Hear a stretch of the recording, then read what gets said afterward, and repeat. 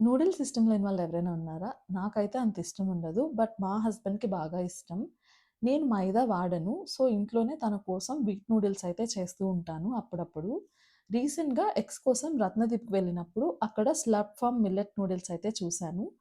Ingredients చూస్తే అవొచ్చేసి wheat plus foxtail millet combination and అది కూడా 91% అయితే ఉంది. సరే ట్రై చేద్దామనయితే తీసుకున్నాను. ఇన్‌స్టంట్ నూడిల్స్ అండ్ నార్మల్‌వి 2 ఉన్నాయి. నేను నార్మల్‌వి తీసుకున్నాను. అందులో కూడా 3 ఫ్లేవర్స్ ఉన్నాయి. Classic, curry and mild masala. 3 టైప్స్‌లో నూడిల్స్ ఇంగ్రీడియెంట్స్ సేమే. Only masala is slightly different. నేను కర్రీ మసాలా తీసుకున్నాను. నార్మల్ నూడిల్స్ లాగానే ఒక వెసల్‌లో వాటర్ తీసుకొని కొంచెం కల్లుప్పు and olive oil AC 4-5 minutes boil చేసుకోవాలి. ఆ తర్వాత స్ట్రెయిన్ చేసేసి కోల్డ్ వాటర్‌తో స్ప్రింకిల్ చేసేసి పక్కన పెట్టేసుకున్నాను.